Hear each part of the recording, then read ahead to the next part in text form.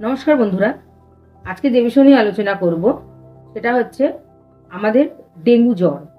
এই যে ডেঙ্গু জ্বর, এই জ্বরটা আমাদের কেন হয়, কিভাবে হয়, বা আমরা এর জন্য কি কি সচেতনতা অবলম্বন করতে পারি, এই বিষয়ে বিস্তারিত আলোচনা করব। দেখুন, ডেঙ্গু এইটা কিন্তু একটা মশাবাহিত রোগ। যে এডিস মশা আছে, এই এডিস মশা কিন্তু এই ডেঙ্গু রোগের ভাইরাসটা বহন করে বা বাহক। এখন বর্ষাকাল, আমরা কিন্তু দেখি সাধারণত আমাদের আশেপাশে যে সমস্ত অপ্রয়োজনীয় পাত্র আছে তাতে কিন্তু বৃষ্টির জল বা বর্ষার জল জমে থাকে। অনেক সময় আমাদের কিন্তু এগুলো নজরে আসে না, বা নজরে আসলেও আমরা কিন্তু তার কোনো রকম ব্যবস্থা গ্রহণ করি না।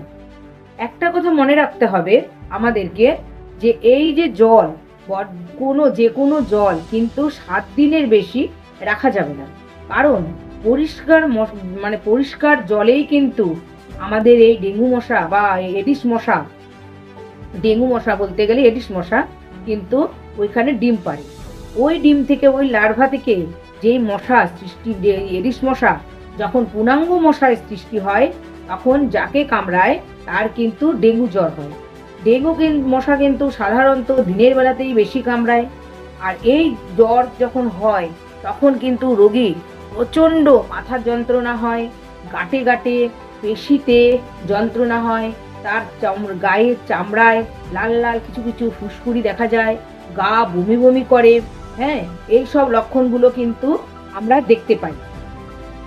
তার জন্য আমাদেরকে কি ব্যবস্থা নিতে হবে না, দিনে রাতে অতি অবশ্যই মশারি খাটিয়ে আমাদেরকে কিন্তু ঘুমাতে হবে। আর আমাদের আশেপাশে নোংরা আবর্জনা সমস্ত কিছু পরিষ্কার রাখতে হবে। আর কি করতে হবে না, ওই যে বললাম জমা জল, 7 দিনের বেশি কোথাও জমা জল রাখা চলবে না, সমস্ত জল ফেলে দিতে হবে।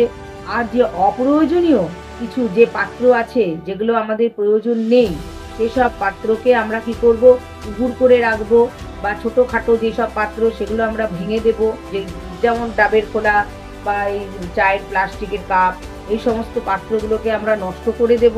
এইভাবে কিন্তু আমরা নিজেরা সচেতন হয়ে অপরকে সচেতন করে আমরা এইভাবে কিন্তু এডিস মশার যে লার্ভা আছে সেগুলোকে কিন্তু আমরা ধ্বংস করতে পারি বা বিনষ্ট করতে পারি।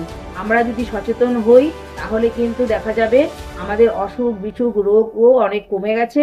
তাই বন্ধুরা বলবো যে আপনারা এই এডিস মশার হাত থেকে বা ডেঙ্গুর হাত থেকে বাঁচার জন্য আপনারা কিন্তু আশেপাশে কোথাও আবর্জনা বা জল জমতে দেবেন না।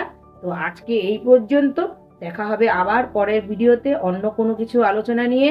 আমার এই চ্যানেলটা ভালো লাগলে অতি অবশ্যই লাইক, কমেন্ট ও শেয়ার করবেন, যাতে আরও অন্য লোকেরাও জানতে পারে যে আমাদের এই এডিস মশা কামড়ালে যে ডেঙ্গু রোগ হয় সেটা কতটা মারাত্মক হয়, এবং সেটার জন্য আমরা কিভাবে নিজেরা সচেতনতা অবলম্বন করব।